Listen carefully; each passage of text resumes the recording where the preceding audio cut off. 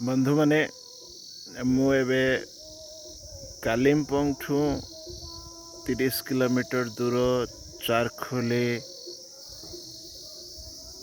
गाँव रे अच्छी पहाड़ ऊपर अच्छी एवं खंडे पत्थर ऊपर बसी कांचनजंघा रेंज को पूरा देखुची। आउ मो हाथ रे अच्छी गोटे कविता बही आउ मु उड़ी जाए शब्द पक्षी सह। कविता बहीर ना आउ मु उड़ी जाए शब्द पक्षी सह। यह समकालीन ऑस्ट्रियन कवितार ओडिया अनुवाद करिछंती कवि सरिता जेनामणि। सेथिरु मु दुईटी कविता पढ़िबी। आज दुर्गा पूजा अष्टमी सेथिपाई तले भेली रे पूजार माइक बाजुची किछि भक्ति गीत बाजुची। सेतेबेले मु आसी ए कविता दुईटी आपनकु सुनाउची। कवितार मूल कवि होउछंती डोरोथिया नुनबर्ग। तांको कवितार शीर्षक हृदय शब्द को सुनिबा। झिंकारीर शब्द आपण सुनि पार्थुबे। कवितार शीर्षक हृदय शब्द को सुनिबा। केते अर्थ धरी रखि पारंती शब्द। गोटिए शब्दर केते व्याख्या संभव। केते अज्ञात अर्थ लुकायित संकेतरे।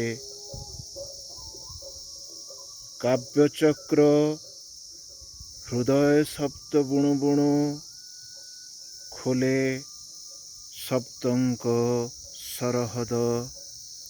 मापे शब्दंक गभीरता। रचना करे अनेक कवितामय रूपक। खोजी बसे से ध्वनि रे समाहित हृदय ध्वनि। नृत्यरत शब्द खोजंती आकृति। बुणंती हृदय प्रश्नर उत्तर। सामुद्रिक रात्रिर हिंसारे संदेहरे दुनियार व्यथारे स्वर्गीय कवितारे।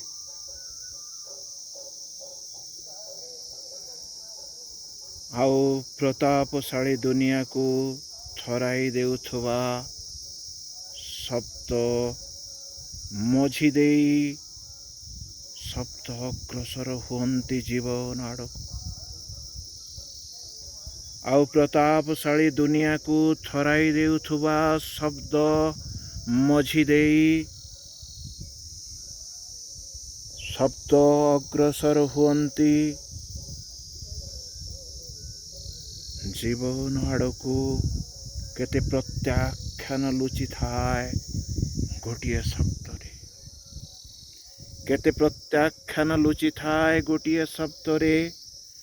बेसुरा बाजी उठंती शब्द। आउ बुणी चलंती चेतनार कोठरी। हृदय शब्द बुणिबा एमिति विस्तारित करी दिए दुनिया को। उत्कृष्टतारे भरी दिए। उत्कृष्टतारे भरी दिए जीवन को। हल्का करी दिए अस्तित्व को। आउ गभीरता प्रदान करे अर्थ को। हल्का करी दिए अस्तित्व को। आउ गभीरता प्रदान करे अर्थ को। एथर तांकर से कविंकर द्वितीय कविता शुणिबा कविता अनुवाद करिछंती सरिता जेनामणि। कवितार शीर्षक सप्त अवतार। कवितार शीर्षक सप्त अवतार। जेतेबेले शब्द अवतार निये रूपांतरित हुए सेतेबेले से क्षणिक पई बंदी हो जाए। जेतेबेले शब्द अवतार निये रूपांतरित हुए सेतेबेले से क्षणिक पई बंदी हो जाए। शब्द छंदी हो जाए अर्थर जालरे हजि जाए पथबणा होई। मनर जटिल गोलक धंदारे भूली जाए निज आत्मार वास्तवता। मनर जटिल गोलक धंदारे हजि जाए निज आत्मार वास्तवता। से सत्य, से असीम, से मुक्त। से सत्य, से असीम, से मुक्त। केवल शब्द ही मनुष्यर विवेक आउ अस्तित्वर आधार। केवल शब्द ही मनुष्यर विवेक आउ अस्तित्वर आधार।